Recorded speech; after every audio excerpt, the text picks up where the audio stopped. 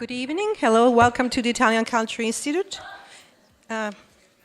We are truly delighted to host the West Coast premiere of the docu-film Caravaggio, The Soul and the Blood, which examines the life of Caravaggio, one of the most celebrated and revolutionary artists.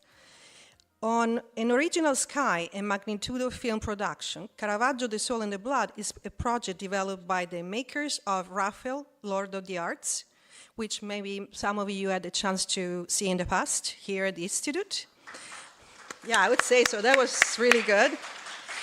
And also presented here, and Florence and Uffizi, with the support of the Ministry for Culture, Heritage, Activities and Tourism, under the patronage of the Milan City Council and in collaboration with the Vatican Media and the Palazzo Reale Milan and the Republic of Malta. This event is organized by the Italian Culture Institute with Sky, and I would like to express my gratitude, even though she's not here tonight because she couldn't make it from Italy, to Cosetta Lagani. She's the artistic director of Sky Theatrical Productions on Art, and of course, Alessandra Venezia, Sky correspondent here in LA. She deserves a round of applause for their invaluable, especially Alessandra, collaboration, because this was actually her original idea. As well as Antonio Visca, who's about to arrive here from Italy just for tonight, director of Sky Italia Atlantic Channel, and for being here. And I would also like to acknowledge the presence of Nigel Daly, who I met just tonight, is the president of Screen International. And we had the pleasure of meeting them actually last week for the Brit Week event at the Getty Villa. Thank you very much to you all for being here. I would also like, of course, to thank Professor Jon Snyder of the University of California, Santa Barbara, who will introduce the event with a brief presentation on Caravaggio. Jon Snyder is a professor of Italian Studies and Comparative Literature and is an affiliate faculty in the Department of Religious Studies at the University of California, Santa Barbara. He has also taught at the University of California, San Diego, Los Angeles, as well as the University of Turin and the University of Macerata in Italy. He has published and lectured extensively on the literatures, arts, and cultures of early modern Europe, and especially Italy. He has also produced a number of essays and translations concerning modern and postmodern Italy and Europe.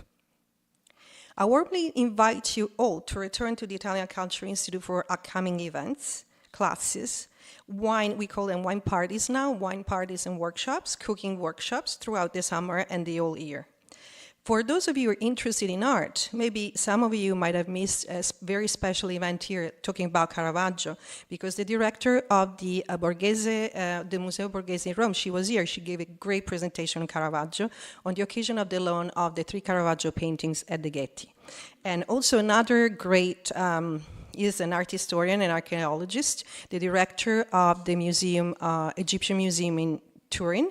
He was here less than 2 weeks ago, and he gave a wonderful presentation on archaeology, the importance of archaeology today. And also, I'd like to remind you that on June the 6th, we will hold the opening of the design exhibit, Not an Artist, Toy Boys Edition, in collaboration with IED, which is the Italian Institute of Design in Milan, and a roundtable discussion is dedicated to emerging professions in contemporary art, with special attention to the field of toy design. Participants will include designers, artists, and illustrators. Among others will be here Massimo Giagon, Igor Zanti, and Fidia Falaschetti, for those of you who love art and design. We will be hosting also, going back to cinema, at the end of May, a very special masterclass presented with Luce Cinecittà for professionals in the film industry, with costume designer Milena Cannonero, winner of 4 Academy Awards, and the very last one was for the Grand Budapest Hotel, and production designer Stefania Cella will be here at the Institute to give this very special talk on the occasion of the first week of Italian cinema in the world. Now, as a courtesy to others, I kindly ask you to turn off your cell phones, and please do for the whole duration of the screening. Please also take a moment before you leave, and you join us afterwards for a little cocktail, to become a member here at the Italian Culture Institute to have more benefits and special events throughout all over the year. Now please join me in welcoming Alessandra Venezia for a very short introduction of Sky correspondent. Thank you, Alessandra. Good evening. I'm so pleased. Can you hear me? Yeah. I'm so pleased to see so many people interested in Caravaggio, really, because he's not even a Marvel comic hero. Such a feat. So in Los Angeles with the traffic, all this kind of stuff. But anyway, I'm Alessandra Venezia. I'm a journalist of Sky Television Italy, and I'm here on behalf of Cosetta Longani. And she's the director, the person behind all these 5 art documentaries. She really wanted to be here, but she couldn't for family commitments. But she asked me to thank Valeria and all her team, because they were extremely helpful. There was Serena, Nicola, Alessandra, who helped in every way. And then I have to really thank Professor Jon Snyder, a close friend, that is the busiest person that I know. But probably he loves Caravaggio because he accepted to come. So really, I'm really. Then 2 words, I promise 2 words, not more, about the making of the documentary. And I have to read it because I don't want to make mistakes. This is the 5th film made by Sky Arte about art and artists. Some months ago, we were treated here to Sky work on Raphael, Lord of the Arts. And Sky is now also working on Michelangelo. And this film has been incredibly successful, not only in Italy, but in different parts of the world, probably because of their formula. They are approachable. They are shown also in schools and cultural centers. But they are also made with very sophisticated techniques.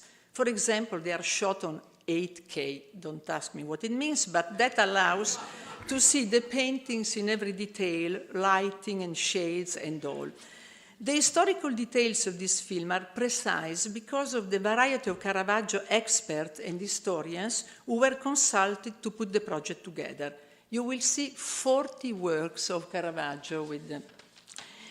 In Italy, Caravaggio, this documentary, was shown in 350 theaters for 5 days, and he made 1.5 billion of euros at the box office, surpassing Black Panther. Maybe you don't know what it means, but it's the biggest box office in the history of Hollywood, surpassing The Shape of Water by Guillermo del Toro, the Oscar winner, and also The Post of Steven Spielberg.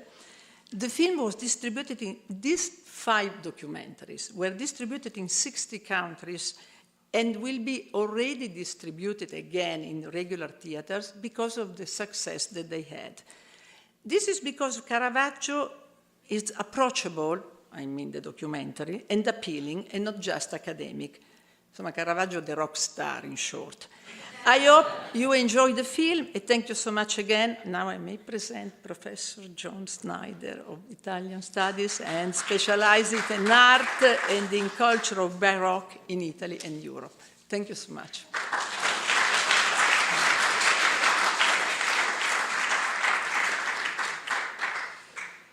Just 1 second here for a technical thing that has to be done.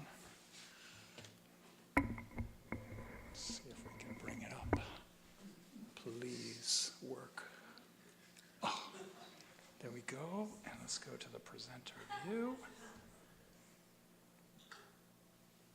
And there we go. There we are. Well, thank you very much. I want to start tonight, and I will be very brief. 15 minutes. We're going to start this film right on time, I promise you. By thanking Valeria and Alessandra and the whole staff of the Institute, amazingly prepared and efficient people, and I want to thank them all for making this possible tonight. Before I start, I just want to say very, very quickly one thing, which is that, let's see, are we going? Yes, okay, so whatever I know about Italian art history, I really owe to my friend Bob Williams, who died a few weeks ago. He's a great art historian. He was my colleague at UC Santa Barbara for many, many years, and I will miss him.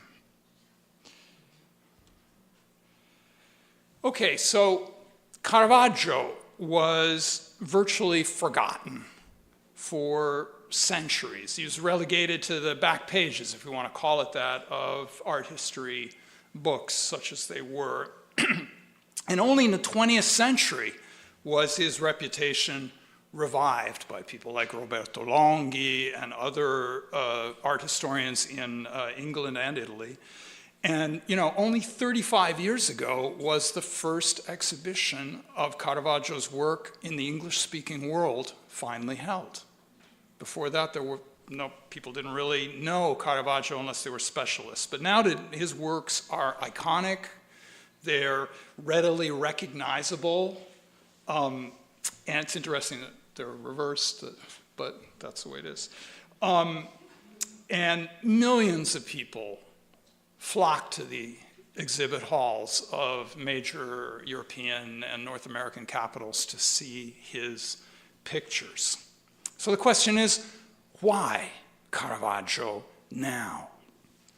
And I think the relationship between Caravaggio's art and modernity, perhaps especially cinema, is one explanation, or one possible explanation. That is to say, his art lends itself to our way of seeing now. Now, the reason I made the title of my little talk, CSI Caravaggio, actually I've never seen CSI, but I know what it is. Sky TV Press Book describes this film as that you're going to see tonight. I want to talk about the film for a minute, as a CSI style examination of Caravaggio's life and art. So, a couple of things about the film. Alessandro said 2 words as well. But so there was a crew of over 60 people, and they spent 3 weeks shooting in 5 Italian cities, and they shot more than 200 hours of footage, which edited, you're not going to see 200 tonight, edited down to 90 minutes. So we're in LA, so you know what that means, right? That means that this was an expensive undertaking, a big investment was made on the part of Sky. The 3 art historians who you'll see, who appear as talking heads, well, actually, Professor Strinati, he gets so excited in the film that he can't sit still, and he gets up, and you can see the director doing everything he can to keep Strinati's hands out of the frame, because it's supposed to be a talking head, but it doesn't work. So anyway, all 3 of these are famous specialists of Caravaggio, and the film basically adopts Strinati's thesis that he's espoused and promoted for a long time, that the life and the works of Caravaggio are totally interconnected. That is to say that the chronology of the artworks tells the story of Caravaggio's life. And I don't know if that's true or not. It's debatable, but it makes for a very good story, if nothing else. So what you're going to see is a kind of, it's not really a biopic, it's more like a docu-fiction. And that's good. We want to be entertained, right? So I want to show you this picture of the making of the film. And so here they are at the Pinacoteca di Brera in Milan, and they're, obviously this is the Supper at Emmaus by Caravaggio, and the technology that they use, 8K, unfortunately you won't see 8K tonight, you're only going to see it in 4K. And with the CinemaScope format that they used, which is 2 to 40 ratio, was extensively then reworked in post-production. There's a lot of CGI in this film, you know, digital effects, especially in adding light effects and in bending space even more than, see that lens that they're using there is obviously a macro lens, and those lenses always are used to bend space, and Hollywood's been doing that for 80 odd years, but some of what you see is digitally achieved. With that, however, you will see many things tonight that the naked eye, your naked eye, could never see unassisted. Impossible to see details like brushstrokes in particular, and other details of the pictorial surface. And this elongated format that they use is designed to try to come closer to human vision, to the way we see with our eye. And you'll be the judge tonight of the film, and you'll be the judge of whether there's any truth to that. Well, let's go back to the Baroque. Let's go back to Southern Europe. Let's go to Italy around 1600. Now, Caravaggio was a bad boy and a loner artist. We know those things, and that's one reason you're probably here tonight. But Caravaggio had a great many contemporaries, among them not just painters, and there were many great painters around 1600, but authors like Cervantes. I put up the frontispiece, the title page of his great novel, Don Quixote, which appears in Cervantes' lifetime. And of course, Shakespeare was writing as well. So Caravaggio's lifetime, which was very short, saw the birth of opera. It saw the birth of the modern novel. It saw the appearance of contrapuntal music, which is the basis of all modern music, really, and many other aesthetic innovations that are still with us today. In essence, we are still living the fallout of the late 16th and early 17th centuries. So in order to stay on track with time, let me take you to a picture. Okay, so this picture that I want to show you, and I'm going to show you a few, most of them are not in the film. This one is in the film, and I chose it for a reason. So this is in the Biblioteca Ambrosiana in Milan. I went there a couple months ago to have a look at it. It's very unfortunately displayed in a room all by itself with a bunch of pages from Leonardo's Codex, and it deserves more context than that. It's all alone. But one of the best scenes, I think, in tonight's film that you're going to see is a time-lapse sequence about this fruit basket. Looking at this picture, you can see that Caravaggio, age 28, already had a complete mastery of the medium of oil painting. That's apparent. Now, he used other media at times as well, like tempera and so on. But I want to show you this picture for a reason. Caravaggio said, well, Caravaggio is said to have said, because we only have a few words that we actually know that Caravaggio said. Everything you hear tonight in the film is a fiction that has been added to the film, okay? But it's done for a reason, in order to make the film a more effective telling of Caravaggio's life, sort of in the you were there mode. There's nothing wrong with that. Anyway, Caravaggio said it was as hard for him to paint a still life like this, a natura morta, as it was for him to paint the human figure. In other words, Caravaggio was a revolutionary at the end of the 16th century because he wanted to abolish genres of painting, kinds of painting, and all the hierarchies that came with them, because for a long time, painting had aimed at idealized representations of the nude, the naked human body, and that principle was derived all the way back from classical ancient art. Not for Caravaggio. Caravaggio refused to spend part of his life, years of his life, drawing from ancient sculptures. That's what painters did. They went to Rome, they looked at the sculptures, and they did drawings. He refused to copy past masters like Raphael. That was considered part of your training. He didn't care. Caravaggio was interested in nature, like this. But why? Caravaggio was interested in nature not for the reasons that you think, but because in nature there are no rules. There are no metaphysical ideals. There's just, from the human point of view, there's just what we can see, what we can touch, what we can observe. This isn't a pre-scientific moment. Okay, so that for Caravaggio, unlike all the painters who came before him, or most of them anyway, the mystery of the world is in the visible, not the invisible. Okay, so I just put this up here. I'm going to talk for a minute. You don't have to read it. It's a passage from Giovanni Bellori's Lives of the Painters, Sculptors, and Architects that came about 65 years after Caravaggio died. When Caravaggio's critics saw those blank backgrounds, you see how the background is blank?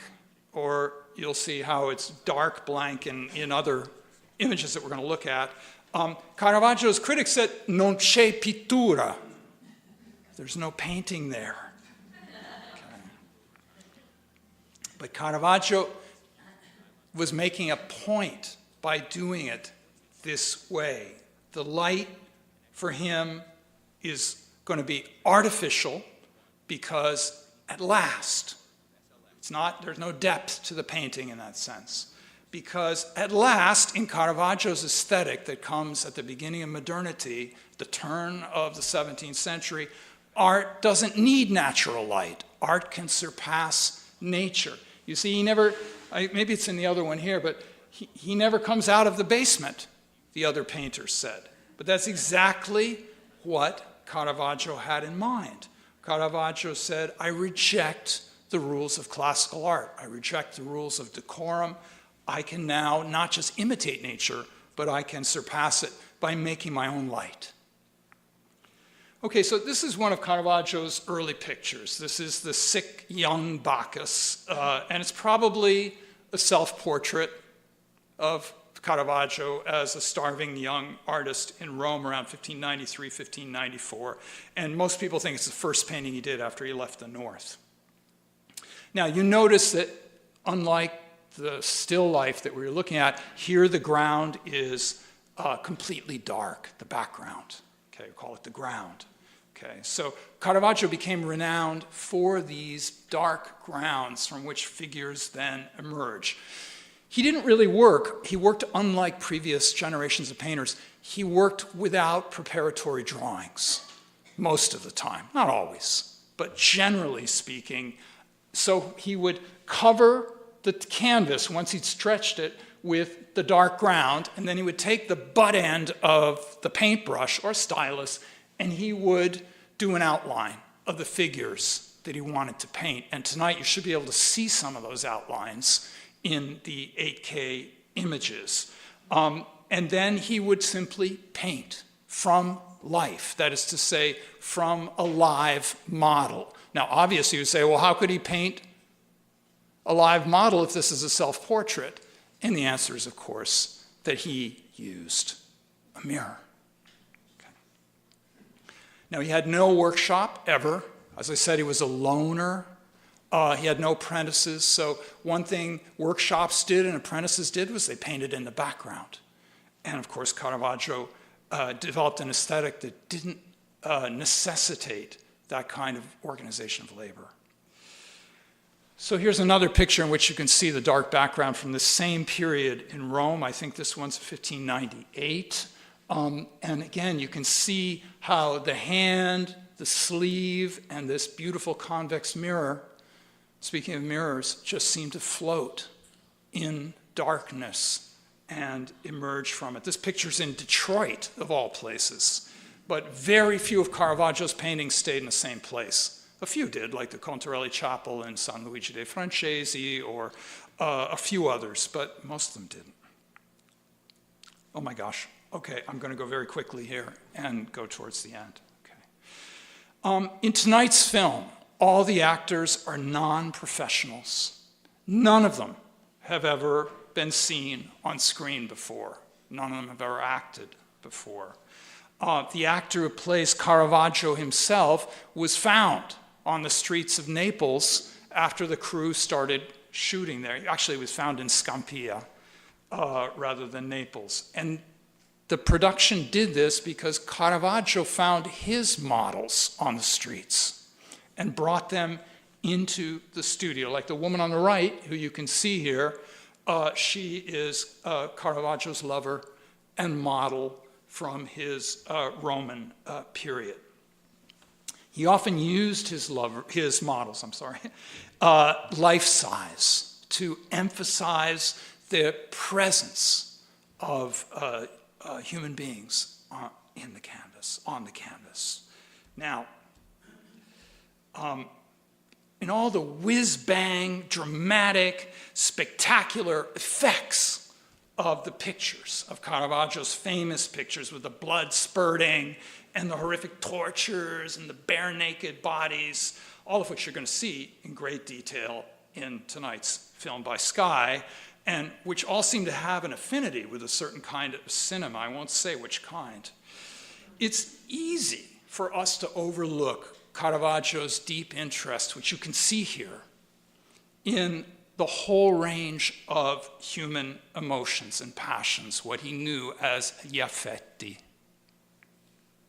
And I want to insist on this point before I leave you tonight, because one of the keys to the greatness of the Baroque and of Caravaggio is that profound psychological turn that we could call or would call modern. That is to say, states of mind are not just an outcome of the events that unfold in the scene, on the canvas, but they are the event to be represented. So the soul is permanent and unchanging, kind of boring.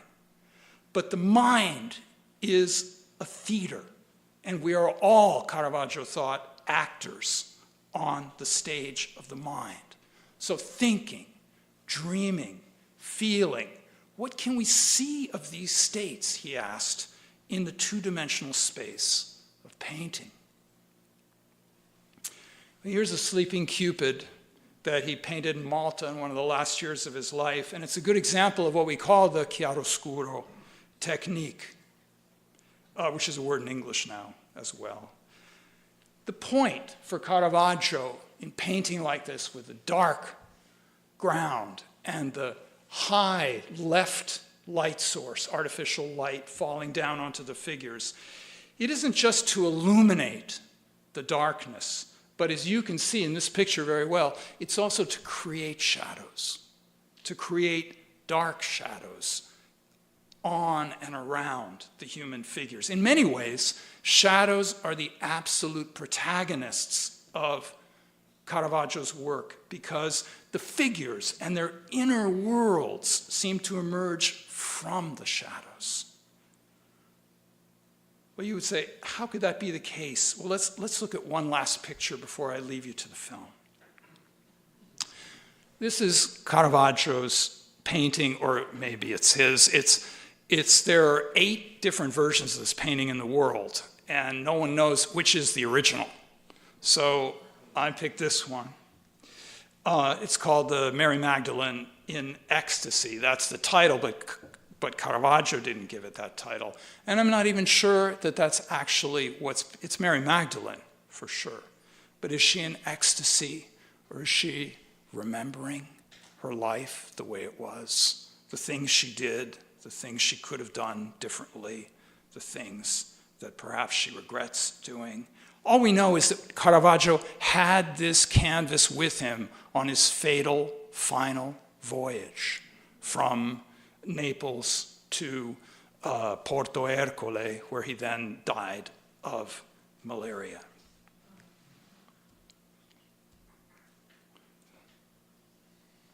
Nothing, Caravaggio suggests, and I'll finish with this, is more human than these mental and emotional experiences, which take place. I think you can see a little tear coming out of the left corner of her eye. Which these experiences take place deep inside of us, and they're in constant flux. They're impermanent, they're transient, and so often these experiences are beyond anyone's power to put them into words. And if you've ever been to a therapist, you know what I mean. For Caravaggio, face, body, and shadow become signs pointing to what makes us human, what makes us all too human, like him, almost engulfed in darkness, but not quite, or not yet. Thank you very much.